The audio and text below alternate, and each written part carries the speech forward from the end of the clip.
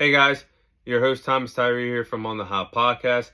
Today, the bonus content I have for you guys today will be in the sport of basketball inside the NBA world.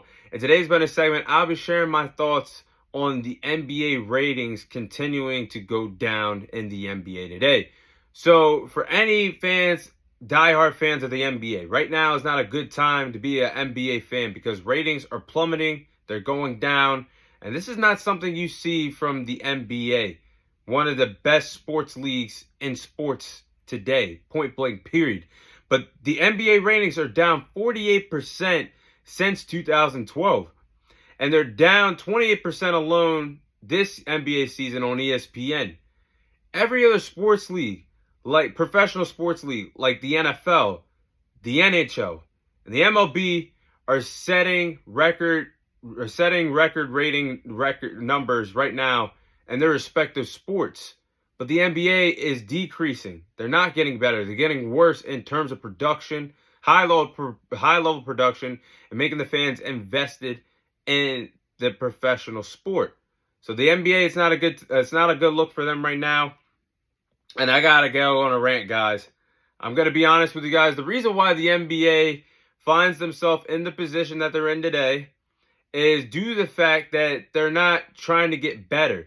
The regular season is not as interesting as it should be. Ladies and gentlemen, boys and girls, if you want to know when real basketball starts for the NBA, it's for the months of April to June. That's where you get the best of the best play when playoff basketball arrives, because the regular season is just uninteresting. They don't give us everything they got on a nightly basis compared to what they'll give us from April to June.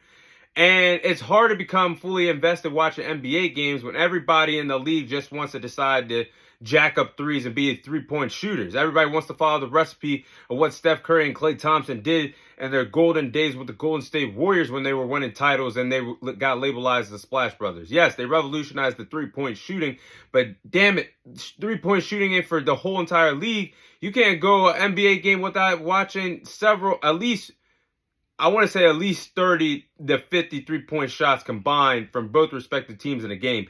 And the problem is small market teams are not getting the airtime that they deserve. For a team, let's just say someone like the Rockets right now that are a top contending team in the Western Conference today, they're not getting the airtime that they truly deserve. And the NBA has not followed the recipe of a league like the NFL, flexing games out that get the best of the best play each other on the primetime basketball for ESPN and TNT. You're not seeing that in the NBA today. And the problem is the broadcasting networks are firing our favorite analysts right before our eyes. They're getting rid of the analysts that we love to watch. And that's just a bonus, watching these guys and gals spread their knowledge for the game of basketball. But these broadcasting networks are getting rid of them. And the league is picking money over the best basketball show in the land of sports. That being Inside the NBA on TNT. The league would rather have these respective analysts go on a different network and jeopardize them no longer talking about the game of basketball. I'm talking about Ernie Johnson, Kenny the Jet, Charles Barkley, Shaq. The league would rather make more bucks on a different platform, on a different broadcasting network, than allowing them to continue their passion on TNT, not only give us real knowledge of the game of basketball, but also be entertaining as well.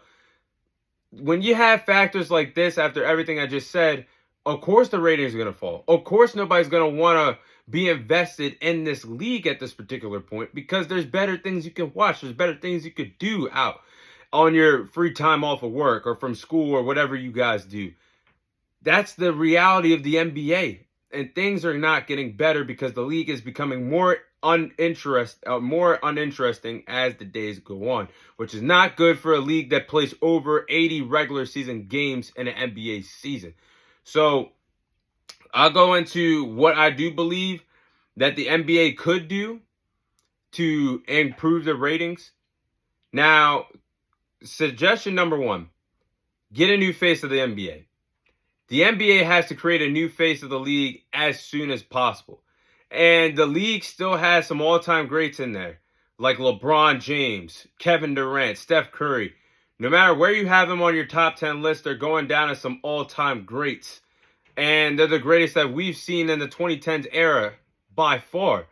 But it's the year 2024-25 regular season. These three respective cats, these icons, these legends, they're in their late 30s. And realistically, they only have 3, maybe 5 years left in the league.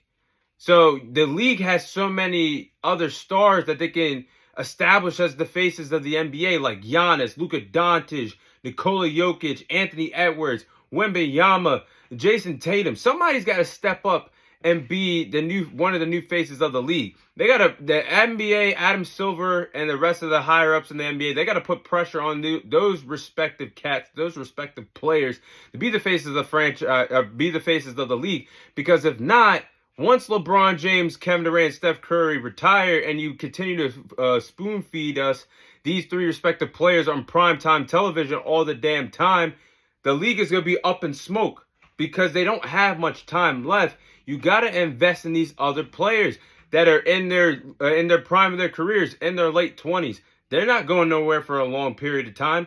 So build a game around them. Give them the primetime games. Give them the primetime matchup. Give them the shine that they deserve, because you're going to have to lean on them. If LeBron James hangs it up, that he's on a hiatus right now, if he hangs it up, who are you going to lean on? Kevin Durant decides to hang it up in 2 years, who are you going to lean? Same with Steph. They got to be ready for these type of situations.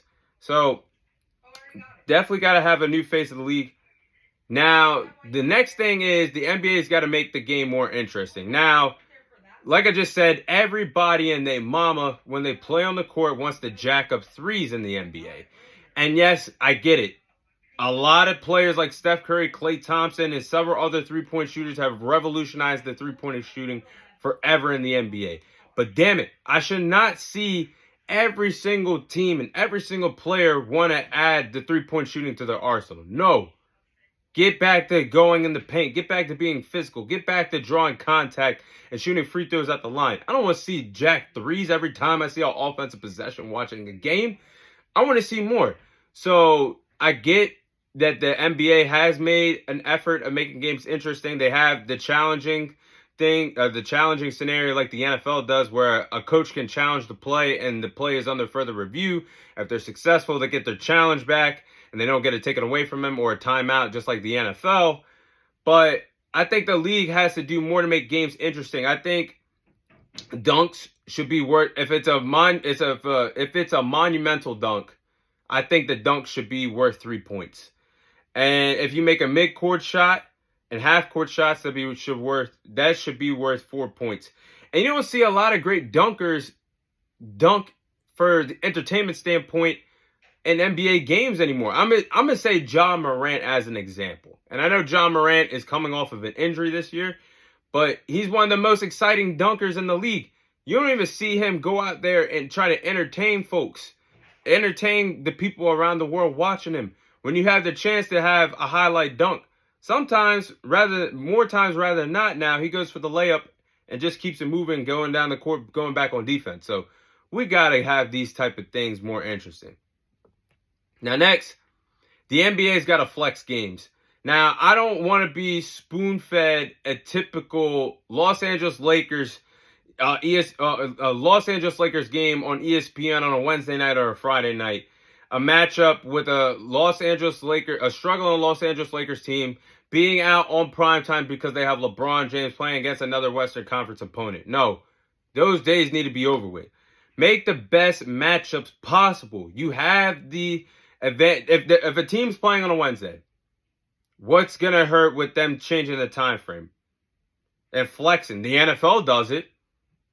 I mean, there should be no problem. If a game is on Wednesday and you have a crappy matchup for Wednesday night, 2 to 5 days prior, you need to get on the phone with your ESPN, TNT, or whoever the hell is broadcasting the main game that night and say, hey, we want to flex this matchup. They play on the same day.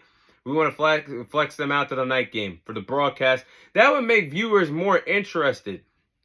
And that brings my argument up of what I said a few moments ago, having the small market teams on television more. Because, once again, the league likes to spoon feed us LeBron James, Kevin Durant, Steph Curry, every chance they get to put them on prime television, which I'm not saying they shouldn't be on prime television, but they spoon feed us that and not give these small market teams that actually have better records than those respective teams have, and with those respective players on it, why are we not seeing that? So the NBA's definitely got to do. They can make it work with the Eastern and Western Conference teams and their schedules. And last but not least, I think the NBA's just got to start on Christmas Day. Forget starting in October and fall.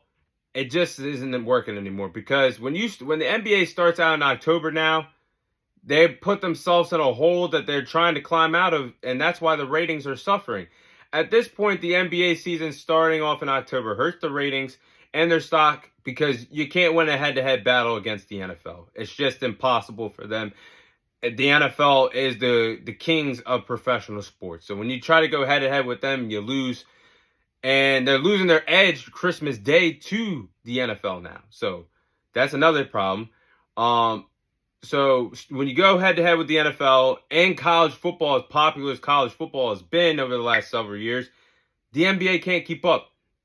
And I think they would benefit from having a season starting in December.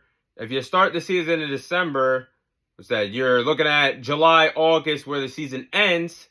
And that's a good time to have a break, and that's where the NFL regular season gets started. And then you could come back in wintertime and debut the season on Christmas Day each and every single day. I think that would benefit them, and I think they would have a better chance of getting their ratings up, competing with the likes of the MLB and that time for summer, because they could possibly dominate the ratings. But for their sake, I think going head-to-head with the NFL and college football, it just doesn't work for them. But that is all the time I have for you guys today. Thank you guys for watching. Thank you guys for listening. This is your host, Thomas Tyree, signing off. And I'll see you guys on next week's episode.